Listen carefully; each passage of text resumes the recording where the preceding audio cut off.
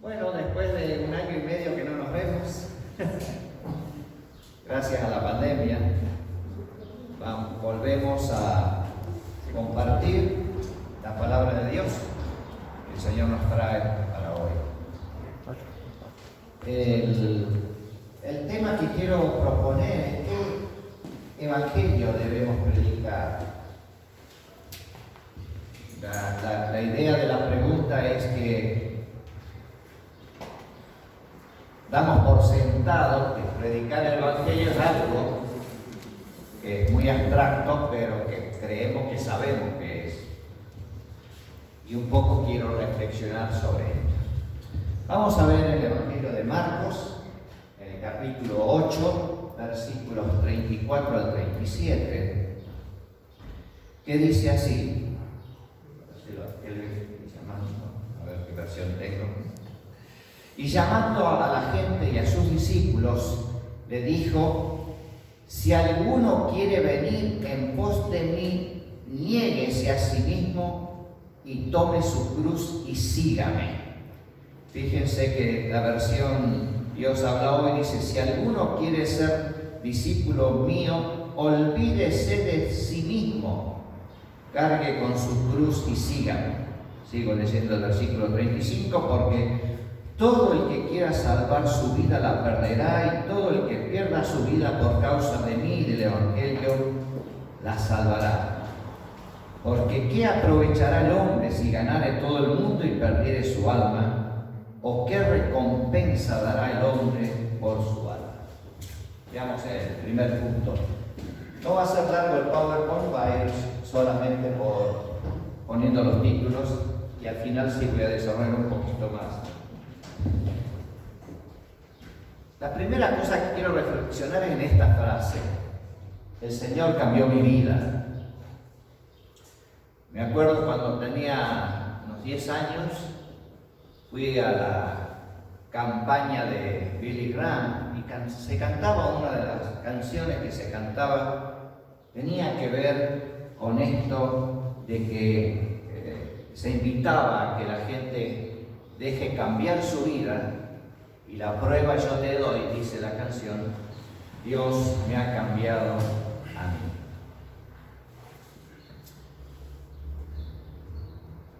Yo tengo 69 años, de los cuales 65 o 64 he estado en iglesias. Y sinceramente tengo que confesar que muchísimas personas, muchos hermanos que dicen que su vida cambió, puede haber cambiado en algo muy particular, pero en muchas otras cosas no cambió. Nos cuesta el cambio. Y creo que la razón principal por la que nos cuesta este cambio cuando nos convertimos, en teoría, hacemos el paso ese de conversión que nosotros llamamos, es porque no entendemos con profundidad el significado. Generalmente estamos en búsqueda, los seres humanos, de algún cambio, de algo que sí nos molesta a nosotros, porque nos hace daño o porque hace daño a nuestra familia. Pero lo que leímos recién, lo que Jesús espera de nosotros es todo, no un cambio. Y yo siento cuando los hermanos van dando a través de los años, ¿no?, que uno se va volviendo mayor, testimonio del cambio que Dios operó en su vida, en realidad está hablando de alguna cosa en particular, o 2 o 3 en algunos casos, pero la mayoría en una sola. Antes era esto y ahora soy esto. Pero el cambio de Jesús que espera es un cambio de nuestro ser completo, no de alguna cosa en particular. Y esa es la parte que creo que la mayoría no llegamos a comprender y entender. ¿Y dónde se refleja si este cambio se dio o no es decir, el cambio en el ser, en las acciones, en los actos, en las actitudes diarias y cotidianas nuestras. Donde más lo veo es cuando en algún momento de crisis de nuestra vida. Ahí es donde más se refleja. Y yo sé que, porque lo he escuchado especialmente de mi mamá, por años, tener una, ¿cómo se diría? Una idea de lo que es ser creyente y de cómo debemos obrar frente a ciertas circunstancias. Pero es más que eso, es más profundo. Es que no es que la circunstancia X no me va a hacer doler. Porque, por ejemplo, mi mamá me enseñaba que los creyentes no lloramos cuando se muere un familiar querido. Y no es así, no debería ser así. Porque somos seres humanos, nos debe conmover eso, nos debe doler. Depende de cada uno, depende de la relación que hemos tenido con ese ser humano. No va a ser exactamente lo mismo en cada circunstancia y en cada persona. Entonces, no es un patrón para medir los creyentes esto. En otras circunstancias me acordaba, lo he comentado en algún otro mensaje, cuando, me acuerdo de muchos años atrás, cuando fue el terremoto en San Juan, del Caucete, muchos decían, un montón de edificios se cayeron, la iglesia bautista no se cayó. O sea, creemos que Dios obra en nosotros en formas muy particulares y nos afecta en cosas que nosotros queremos que nos afecten. Pero Dios quiere un cambio más profundo. Quiere un cambio de toda nuestra vida, de una entrega de toda nuestra vida, que modifica esencialmente lo que es nuestro ser. Y en consecuencia nuestro hacer, en lo que obramos, en cómo obramos. Decía hace un ratito, cuando estamos en crisis en la vida, ahí es donde uno ve, ¿y dónde está la fe que yo tenía, que decía tener en el Señor, la confianza que tenía que tener en el Señor? Ahí es donde uno empieza a evaluar hasta qué punto uno es creyente, hasta qué punto uno cree realmente, confía en Dios, y hasta qué punto está obrando Dios en este ser nuestro, en toda nuestra vida.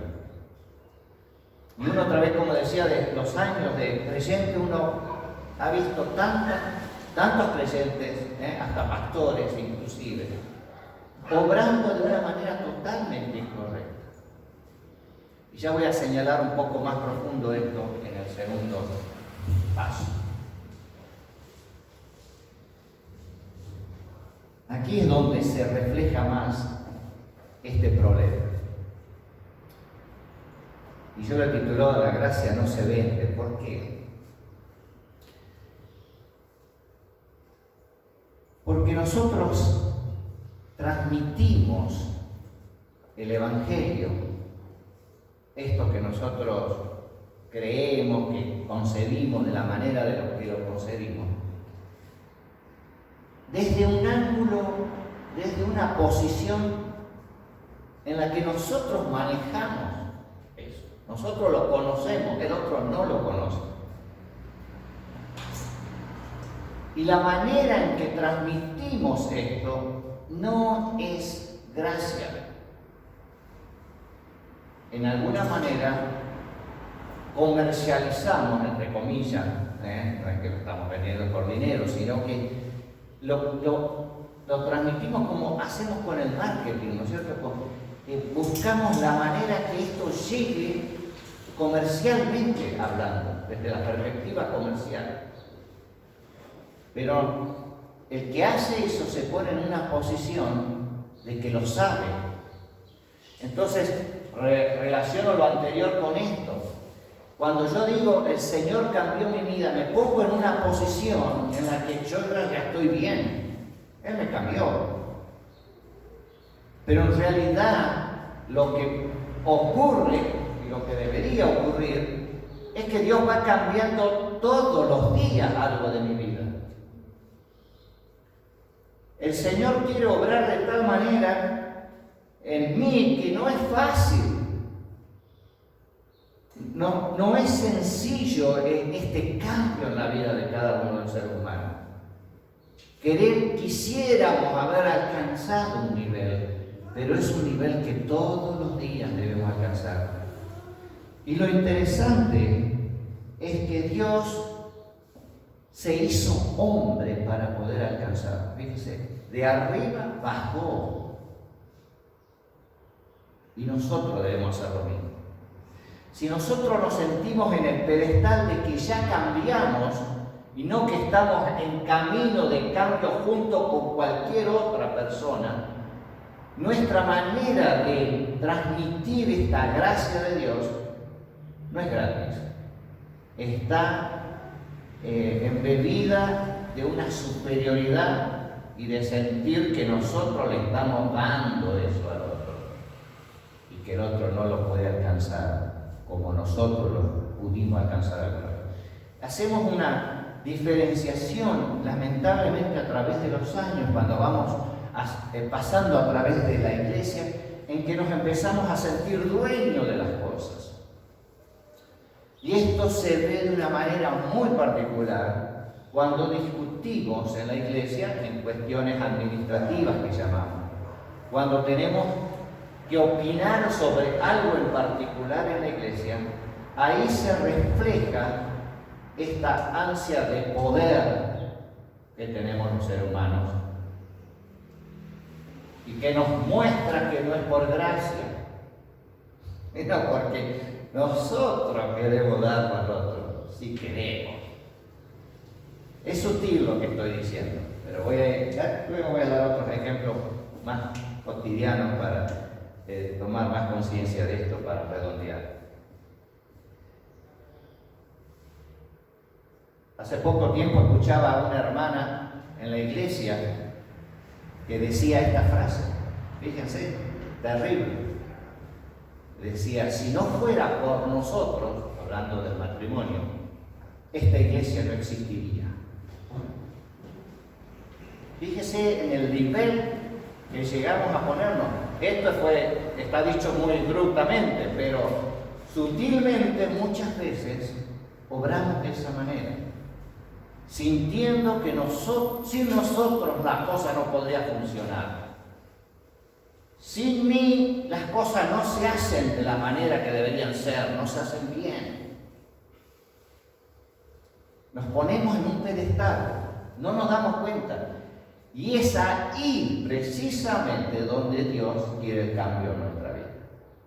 Siempre lo relaciono con este texto porque para mí es el que más me toca en ese sentido. Cuando dos de los discípulos o la madre de esos dos discípulos piden a Jesús, Señor, deja que mi hijo esté en un lado y el otro hijo en el otro lado cuando estés en la gloria. Y Jesús les dice, entre ustedes no va a ser así, no va a ser como es en el mundo, como es se maneja el poder en el mundo.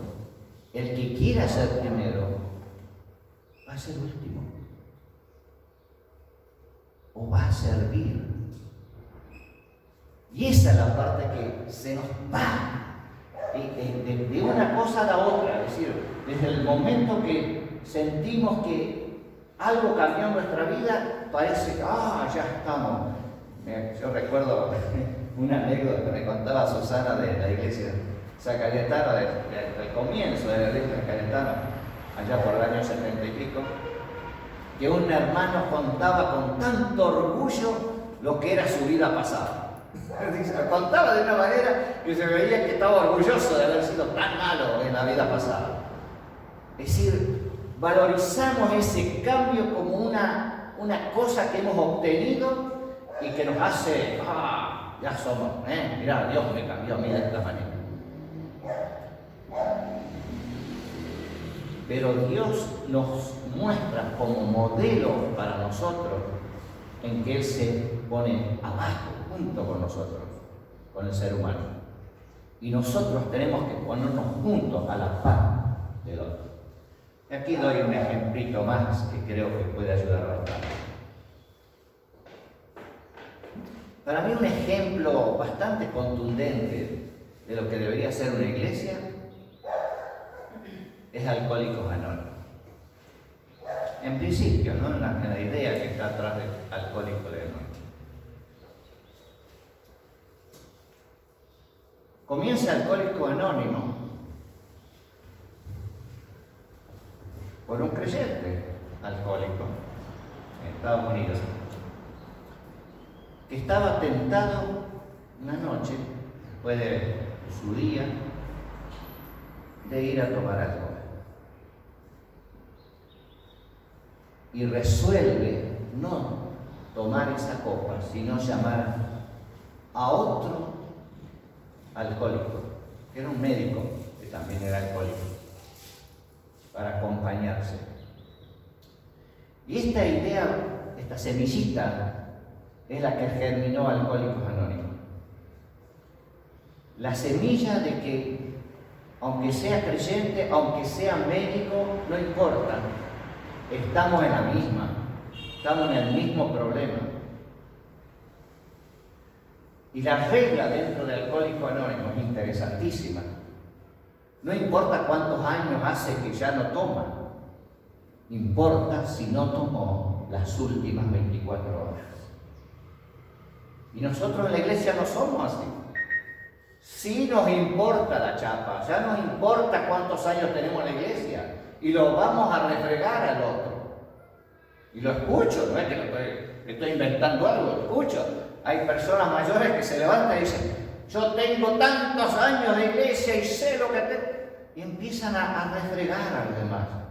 Y en Alcohólico Anónimo, eso no estoy diciendo Alcohólico Anónimo, no porque tenga problemas.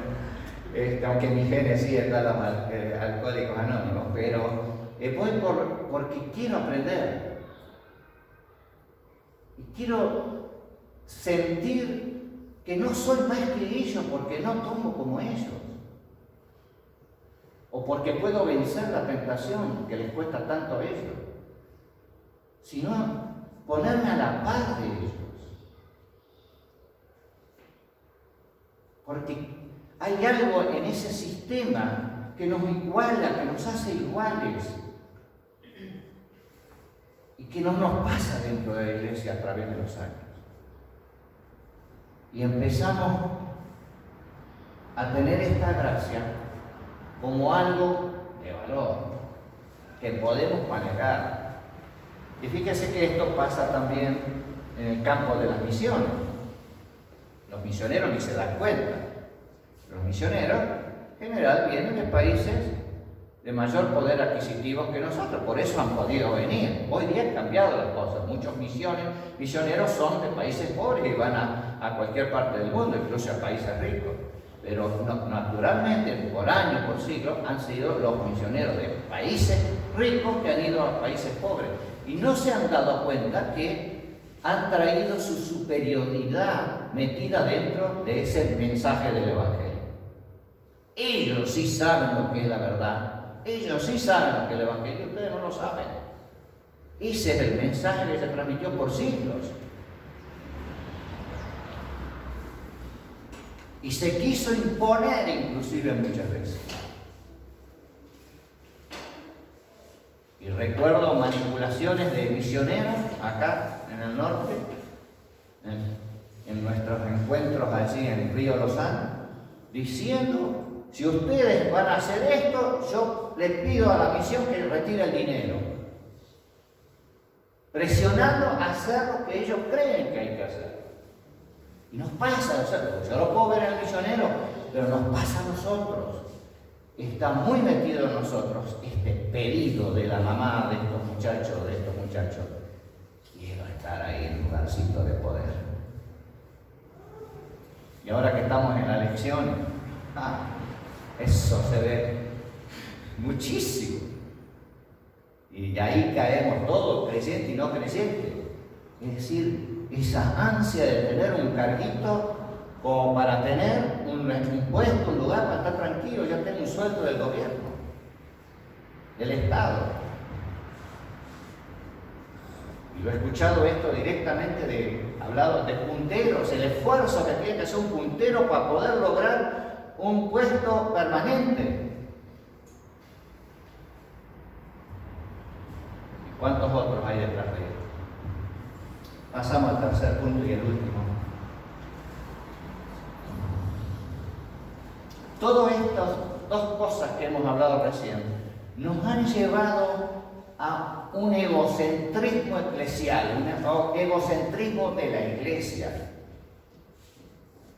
Y hemos empezado, sin darnos cuenta, a vender un evangelio que significa que tenés que venir a mi iglesia, o a una iglesia al menos. Cuando somos un poquito más ecuménicos decimos, bueno, que vaya a otra iglesia. Antes se hacía mucho las campañas y decía, bueno, depende de dónde sea la persona, que vaya al barrio de donde era la persona. Y a veces se peleaban los pastores por una pequeña diferencia. Es decir, si cruzó la avenida o no era de dónde era la persona. Increíble. Pero Dios obra fuera de la iglesia.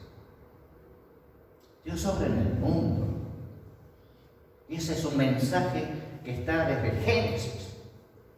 Dios quiere llegar a todo ser humano, a toda nación, a toda persona. Pero la iglesia ha sido a través de la historia una de las instituciones más segregadoras, más diferenciadoras. Y ha costado mucho a la iglesia hacer estos cambios. Esto se puede ver con más claridad, pero no quiere decir que nosotros no lo tengamos, en lo que ha sido en Estados Unidos la cuestión de las iglesias, de las comunidades negras, de no aceptar en algunas iglesias a los negros. Muy fuerte. Recuerdo una anécdota de un escritor, no es pastor, pero sí ha estudiado en seminario. Él pertenecía a una de estas iglesias cuando era chico, pero como era chico no se daba cuenta que era así. Y su papá había fallecido cuando tenía como 9 años, y entonces un hermano de la iglesia hizo como tío de él y lo acompañó durante su niñez hasta la juventud. Y él lo apreciaba mucho, a pesar de que después se da cuenta que era uno de los que eran más fuertemente crítico de esta cuestión. Hasta el punto que cuando en Estados Unidos en los años 60 se empezó a permitir que los negros pudieran ir compartiendo los espacios de los blancos, que antes no lo tenían, después de toda la lucha de Martin Luther King. Este hermano, este tío de él, se fue a África, porque ahí todavía estaba el apartheid, todavía estaba la separación entre negros y blancos, porque no aguantó más que en Estados Unidos esto se permitiera. Y este muchacho después se hizo escritor, el sobrino, digamos, se hizo escritor, y le empezaba a mandar los escritos de él, los libros. Y este hombre era muy crítico a lo que él le estaba escribiendo. Y él decía, no sabía por qué, pero después empezó a entender, claro, este había sido terrible. Y no aceptaba sus ideas más abiertas. Y él contando la historia de su iglesia, ¿no? De lo que era. Y un día lo fue a visitar a África. Y le llamó la atención que no lo fue a recibir al aeropuerto. Dijo, este hombre estará tan enojado conmigo que no me vino a recibir, lo mandó al hijo. Y cuando llega a la casa, claro, no lo ve y dice al hijo, ¿y dónde está tu papá? Ah, no sabía, está preso. Era tan terrible que empezó en África a escribir en contra de las prostitutas, pero de una manera tan terrible que lo metieron preso por eso, por ser tan grosero el trato con las personas. O sea, esa es la vivencia en algunas iglesias extremas, Estados Unidos, pero es algo que ha ido siempre, ha estado siempre en las iglesias. Y la frase quizás que más nos define en ese sentido es esta, que dice: nosotros buscamos a gente que es como nosotros. Y pasa. Después de la reunión, ¿a quién buscamos? Para hablar. Normalmente. Yo escucho las quejas de los pastores siempre, que los miembros no se acercan a aquella persona nueva a conversar. Les cuesta. Estamos preocupados de hablar de las cositas que tenemos que hablar con los que nos conocemos, en los que nos entendemos. Y no estamos pensando en hablar con aquel que es diferente en algo. Porque es nuevo, porque no lo conozco, o porque piensa diferente a mí. Porque también hacemos esa división. Lo hacemos, es parte. Pero Dios obra en todo el mundo, en todas las senderas. Y quiero terminar con esta que nos describe un poco lo que era la primera iglesia, las primeras iglesias en general, obviamente que también hubo cositas, El Nuevo Testamento no nos miente en eso, nos muestra la iglesia de Corinto como es, y nos muestra otras iglesias también, pero esa fue muy especial. Pero este autor nos muestra un poquito eso, dice: Jesús predicó el reino, pero lo que llegó fue la iglesia.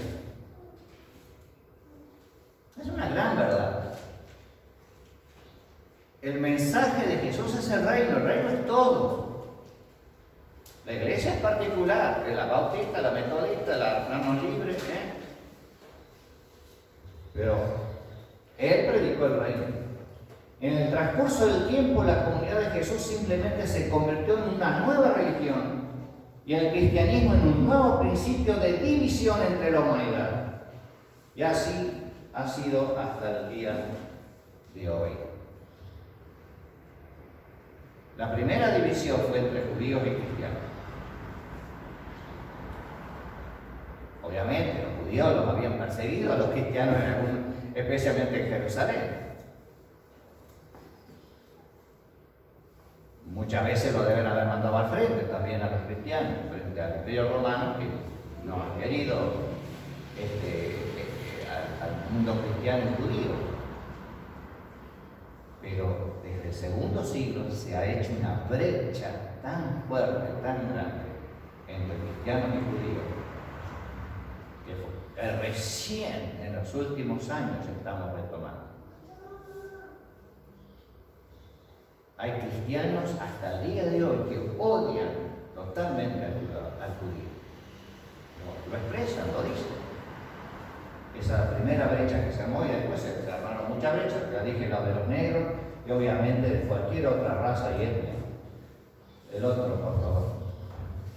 Fíjense lo que pasó con la iglesia. La iglesia primitiva dejó de ser un movimiento para convertirse en una institución.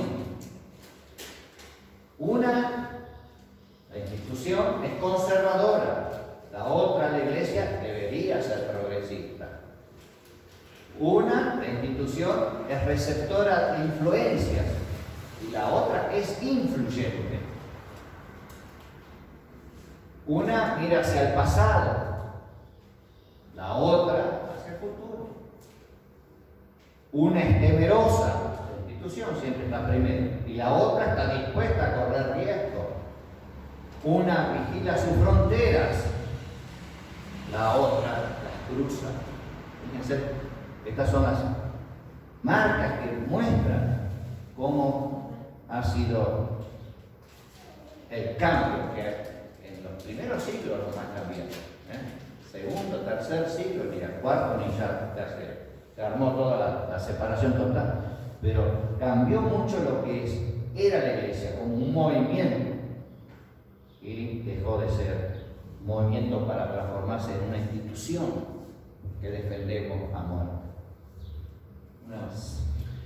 Debemos encontrar formas creativas para usar nuestros recursos en bien de los que tienen menos que nosotros. Con esto termino con 2 testimonios que les invito a buscarlos en YouTube.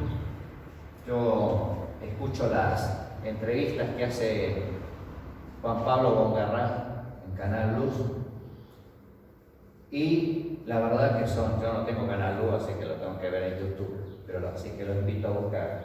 La primera es de un pastor pentecostal que se llama Omar, se me borró el apellido, se llama Berbenir,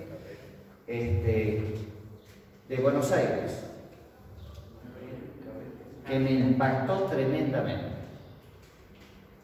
Este hombre tiene su iglesia. Él era un muchacho prácticamente de la calle. Tenía un trabajo, pero vivía muy mal. Se metía con cualquier negocio ilegal que había en su pueblito.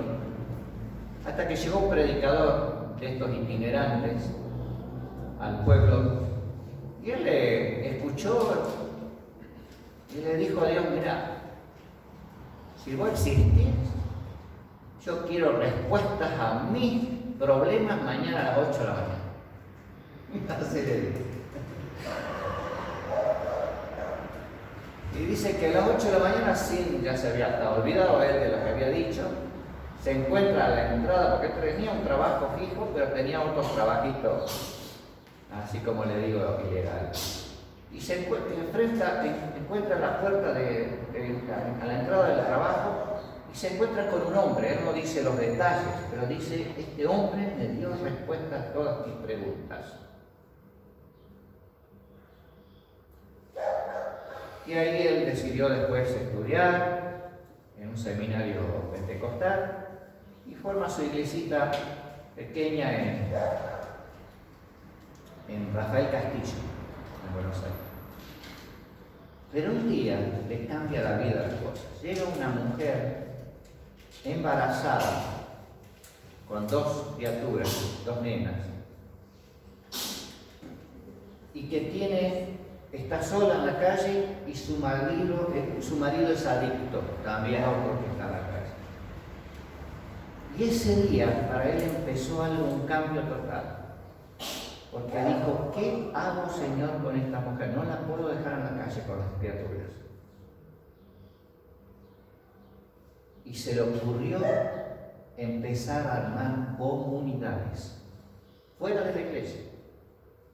Comprar una propiedad que se arriesgaba 100% porque él no tenía ni mango, pero él buscaba la manera y Dios le daba la manera en conseguir las cosas. Primera propiedad, 2 hectáreas, y empezó a construir la casa para esta familia. Y ahí fue formando otras familias. En esa comunidad son 60 personas que comen juntas todos los días. Él les consigue trabajo, tiene una creatividad. Bongarrá le dice: él va a tener el premio Nobel, el siguiente premio Nobel, le dice, porque es impresionante. Y ha logrado hasta ahora ya 17 comunidades, no son, en distintas partes de Buenos Aires, y 3 están en Misiones, entre los guaraníes.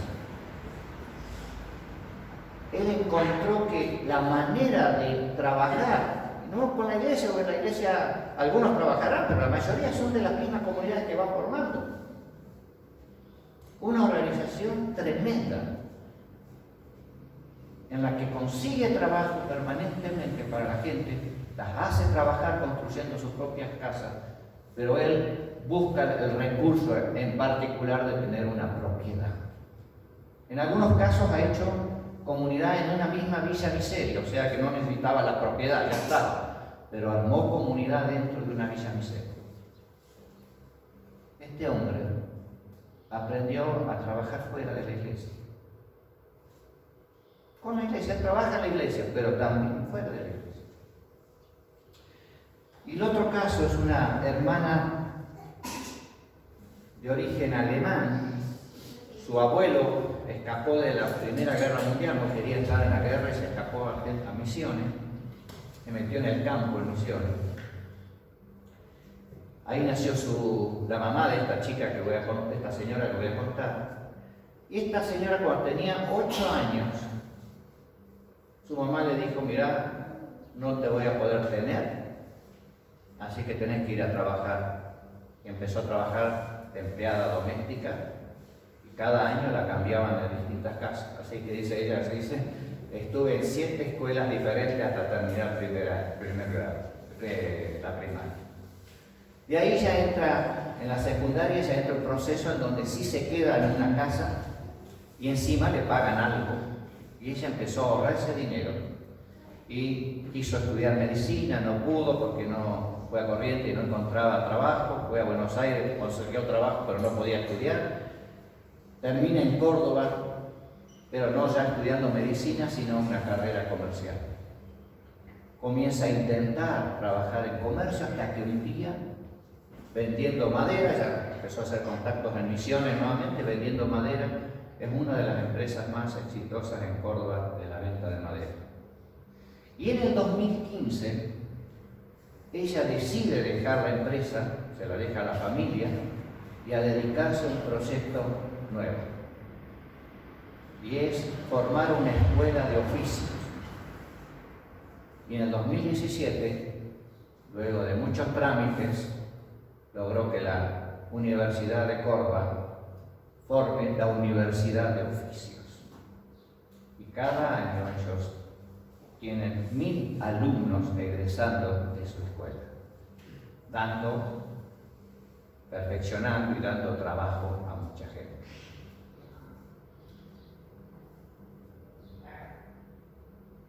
El cambio que Dios quiere de nuestra vida se tiene que reflejar en una actitud permanente de sometimiento a Dios, de obediencia a Él, renovado cada día.